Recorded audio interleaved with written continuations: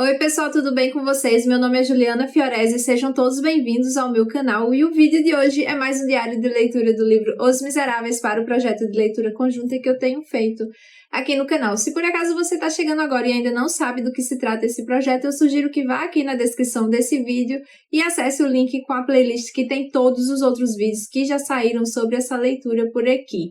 O primeiro vídeo, inclusive, é explicando como tudo tem funcionado por aqui, então não deixe de conferir essa playlist. E, além disso, eu deixei também aqui na descrição o link para download do nosso cronograma de leitura.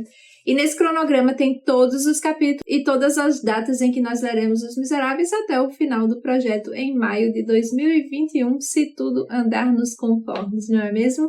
Então sinta-se convidado a entrar nessa leitura conjunta com a gente.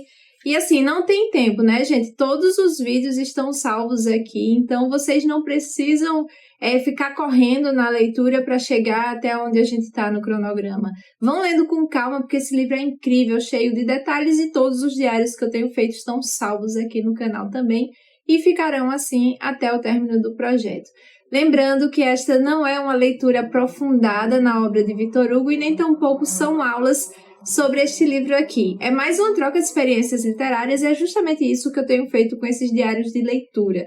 Eu vou lendo as metas diárias e venho compartilhar com vocês as minhas próprias percepções pessoais. E vocês fazem o mesmo comentando aqui nos comentários a percepção pessoal de vocês. E assim a gente vai tornando essa leitura cada vez mais rica, cada vez mais engrandecedora.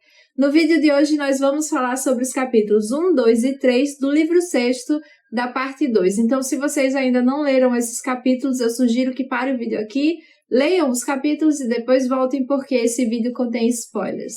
Vamos lá?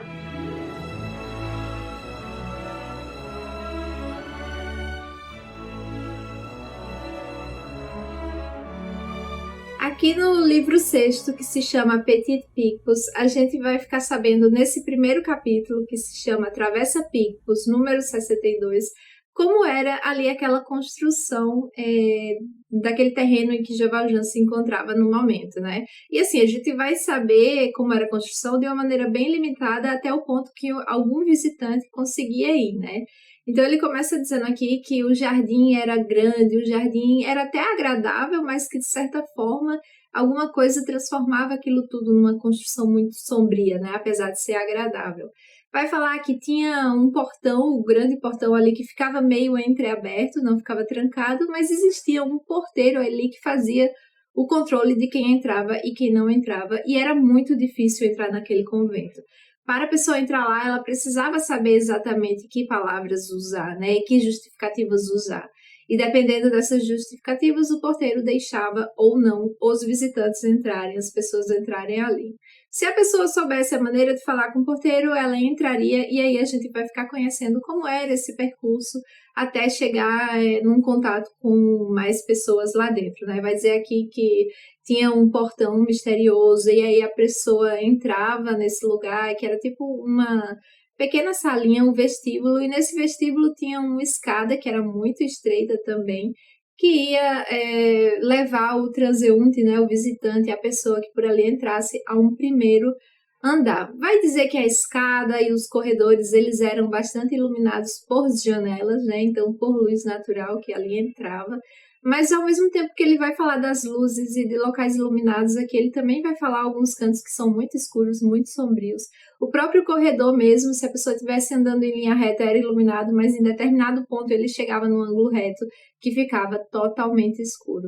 E aí vai falar também que esse local ele tinha muitas grades, tinha muitas malhas assim que não dava para ver e nem passar ali para dentro, né? Então era um local muito protegido assim por grades, coisas muito escondidas, pessoas de fora não conseguiam enxergar lá dentro.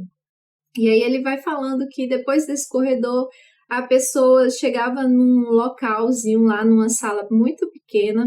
Nessa sala tinha apenas janela também com iluminação externa, mas tinha também uma espécie de como se fosse uma caixinha de correio assim, e que a pessoa e tinha uma campainha, um cordão que quando puxava tinha uma campainha, né? E aí depois que essa campainha tocava, alguém por trás daquela porta muito silenciosamente perguntava quem era, né? E aí, dependendo da resposta, essa voz que estava por trás da porta, ou ela se calava, e ali ficaria aquele silêncio absoluto, como se estivesse num túmulo mesmo, assim, sem barulho nenhum. Ou então a pessoa iria encaminhar o visitante a entrar à direita ali.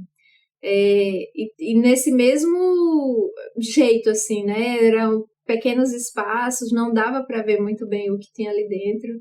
E assim, bem às escondidas mesmo. E era sempre a voz de uma mulher, né? Que perguntava quem é que tá aí. E sabendo a palavrinha mágica, a pessoa era encaminhada então para uma outra saleta, como se fosse uma espécie de camarote assim nos teatros. E nesse local tinha apenas duas cadeiras ali. Tinha até outra caixinha, como se fosse a caixinha do correio, e essa sim era por onde a pessoa falava, né? O contato era através dessa caixinha que tinha uma abertura ali, e assim, dependia da pessoa que estava visitando também para ser aberta ou não aquela portinha pequena. E aí tinha todas aquelas malhas também nessa sala, não dava para ver o que estava ali dentro. Então a gente vê que é uma coisa muito escondida o que acontece e o que existe lá dentro, principalmente para quem está chegando de fora. Não tem, as pessoas não têm realmente nenhum contato com aquela vida ali interna. Eu achei isso muito interessante, né? Mas assim, realmente muito sombrio. E aí vai dizer também que quando esse biombo se abria, a pessoa só conseguia enxergar a boca e o nariz, porque todo o resto, a mulher que estava ali por trás estava vestida de preto, estava com um manto preto também. E não se via nada lá dentro, como eu falei, porque era um local muito, extremamente sagrado. E eu até marquei aqui, esse era o convento, tem um nome interessante aqui. Esse é o convento das Bernardas da Adoração Perpétua. E é até esse limite que os visitantes conseguem chegar para conhecer por dentro daquele convento, né? Então não é muita coisa. Aqui no capítulo 2, que se chama A Congregação de Martim Verga, a gente vai ficar sabendo exatamente como era essa congregação. Mas aqui tem uma nota de rodapé que eu gostaria de ler para vocês e de deixar aqui registrado sobre esse Martim Verga. Diz o seguinte: Victor Hugo primeiramente situou essa parte da história num convento da Rue Saint-Jacques, destinado ao amparo de jovens decaídas. Depois, vendo que o ambiente não era próprio para a educação das meninas, substituiu pelo convento das Beneditinas, cuja descrição, concordando exatamente com o convento das Beneditinas da Adoração Perpétua, acredita-se lhe tenha sido feita por Juliette Drouet, amante do autor, educada quando menina num pensionato de religiosas beneditinas. As Bernardas Beneditinas de Martim Verga são criação do próprio Victor Hugo. Então, essa ordem aqui, Martim Verga, essas Beneditinas de Martim Verga são criação de Victor Hugo, certo? Vai estar bem registrado aqui numa nota de rodapé na minha edição. E aí a gente vai saber que essas Bernardas Beneditinas, elas eram ligadas à ordem de São Bento. Vai falar aqui como era rigorosa essa ordem. Tem até um pouco aqui mais na nota de rodapé dizendo que a ordem de São Bento ela era muito patriarca, assim, porque ela era seguida apenas por homens no começo, por ser tão rigorosa mesmo, tão austera assim. Então, para a gente já ter aí uma ideia do que a gente vai se deparar aqui nesse capítulo, né? E aqui é um capítulo muito, muito descritivo. Eu achei esse capítulo muito interessante.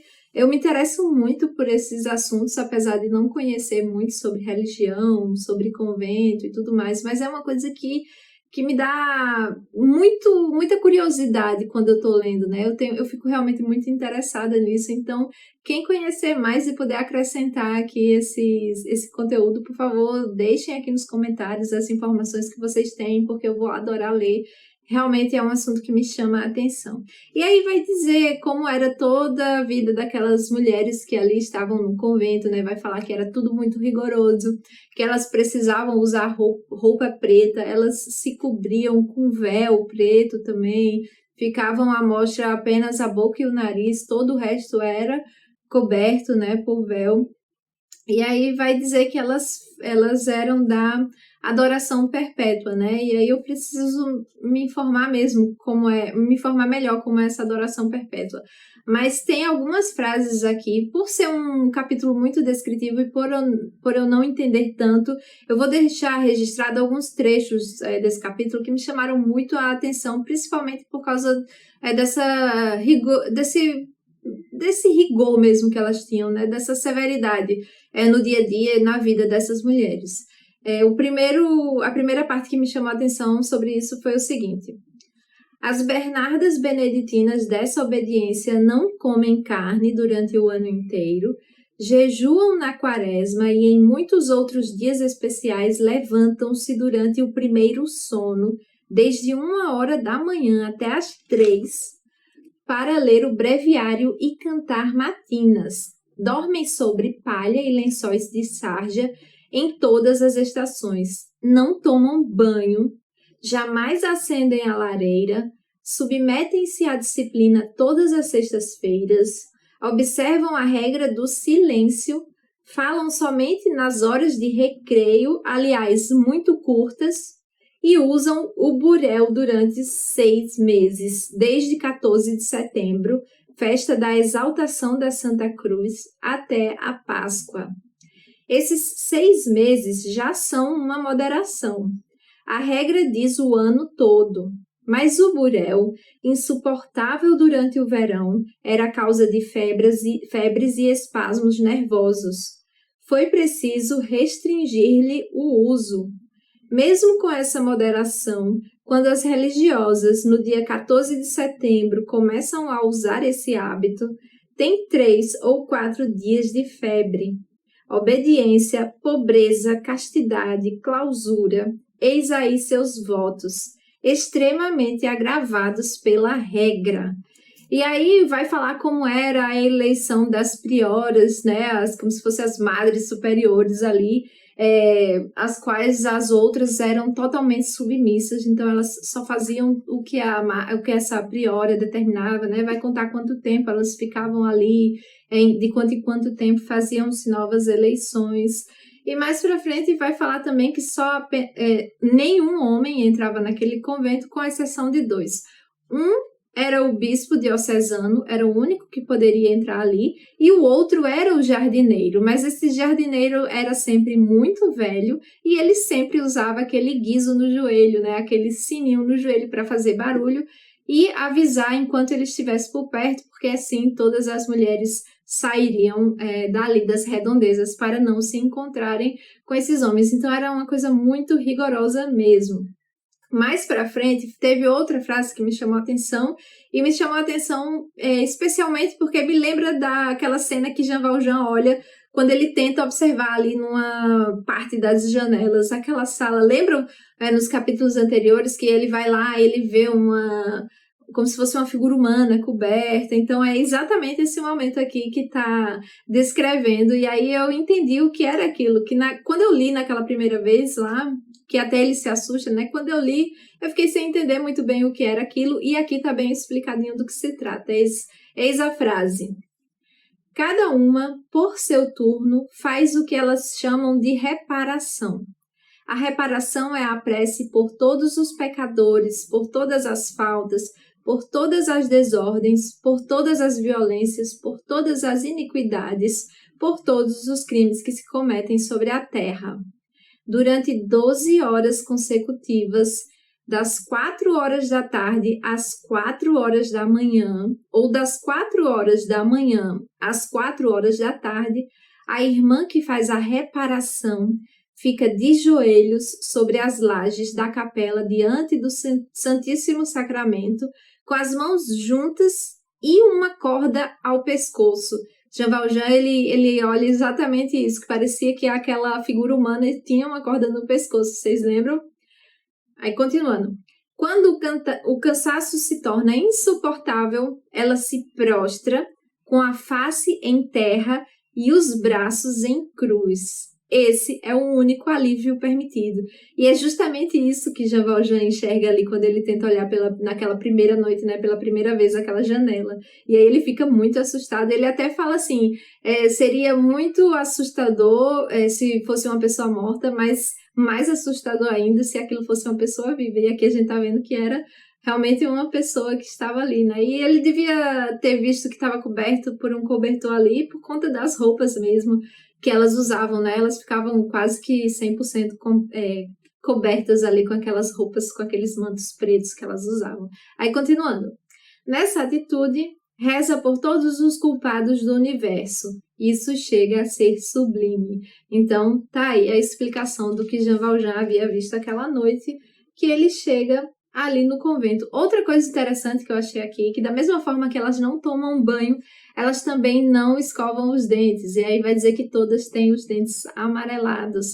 Não entra no convento uma escova de dentes sequer. Então, olha aí o tamanho do rigor, né? Como era severo realmente essa ordem aí das Bernardas Beneditinas de Martim Verga, né? E também vai falar aqui que elas não tinham nada que era delas. Por exemplo, se ela estava usando aquela roupa, ela não dizia, essa é a minha roupa. Tudo delas era nosso.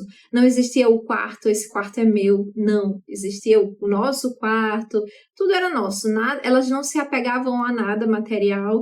E uma pessoa, ele até vai dizer um exemplo aqui, que se uma moça pedia para a madre para buscar uma Bíblia a que ela tinha preço, a madre logo respondia, sai daqui que você não é para essa ordem, porque essas mulheres realmente não se apegavam a nada, elas não tinham absolutamente nada também. Tem outra parte que eu achei muito interessante aqui, que, de novo, é sobre essa severidade, né? Em vários momentos do dia toca-se um sino e quando esse sino toca, elas precisam falar uma determinada frase decorada e é justamente para que elas cortassem tudo o que estivesse falando ou o que estivesse fazendo e até mesmo pensando para voltar-se a Deus de maneira contínua ali durante o dia. Então, todas as vezes que o sino tocava, elas tinham uma frasezinha, a frase diz o seguinte, né, que elas falavam toda vez que o sino tocava. Às 5 horas e em todas as horas seja louvado e adorado o Santíssimo Sacramento do altar. E isso se repetia, né? E essa parte de realmente para se voltar para Deus, né? Para ninguém esquecer e para cortar qualquer tipo de pensamento ou qualquer tipo de fazer, de atividade ali, justamente para voltar-se a Deus falando essa frase. Achei isso interessante também. Vai falar também que elas queriam enterrar suas mortas lá dentro do convento mesmo, só que aí o governo não deixou e elas meio que ficaram chateadas por conta disso, mas vai falar aqui que então, dessa maneira, com a proibição do governo, não deixando com que elas enterrassem os mortos lá dentro, era a única forma, o único momento em que essas mulheres saíam do convento era quando já estavam mortas e mesmo assim elas sentiam que estavam quebrando alguma regra, né? Porque se fosse por elas, elas seriam enterradas ali mesmo, mas essa era a única exceção de sair ali do convento. Vai falar também sobre as confissões que elas faziam confissões em voz alta na frente de todas e também tinha um negócio das culpas dela, e aí elas pagavam elas tinham que pagar por esses pecados, digamos assim. Era das coisas mais bestas, assim, pra gente, por ter atrasado determinada tarefa em 1 ou 2 minutos, ou por ter cantado uma palavra errada, enfim, era esse tipo de pecado e de confissões que elas precisavam fazer. E aí vai falar sobre as visitas também, que era permitido mulheres visitarem, né? E olhe lá, era muito severo também, não era todo mundo que conseguia visitar seus familiares, enfim. E os pedidos dos homens eram todos negados também, e assim, era aquele mesmo tipo de contato, através do biombo, não tinha toque, não tinha abraço, não tinha nada, e eram muito raras essas visitas também. E vai falar aqui, inclusive, que ele vai falar um determinado tempo aí, só que eu esqueci, mas era em 5 anos, ele vai dizer que 3 mulheres enlouqueceram por conta de toda essa rigidez do convento. É realmente um capítulo muito pesado, assim, eu jamais queria viver num lugar desse, mas eu achei muito, muito interessante de ler tudo isso sobre o convento das Bernardas Beneditinas de Martim Verga, né? Eu achei interessante demais esse capítulo. Aqui no capítulo 3, que se chama Severidades, o capítulo vai ser bem mais curtinho e a gente vai ficar sabendo que aquelas mulheres que entravam naquele convento, elas só faziam o voto definitivo delas quando elas atingiam ali 23, 24 anos. Além disso, a gente vai ficar sabendo como era essa festa, né, dos votos definitivos das mulheres e também vai ficar sabendo que ao lado do convento, na época em que se trata essa história, existia um pensionato só para mulheres lá. E o convento ele era tão rigoroso que as mulheres daquele pensionato elas acabavam pegando algumas coisas assim do convento, né? E tornavam-se muitas vezes até tão severos quanto o próprio convento, né? Elas pegavam ali algumas regrinhas, aquelas frases quando alguém batia na porta e elas tinham que responder, ou até mesmo quando o sino batia lá.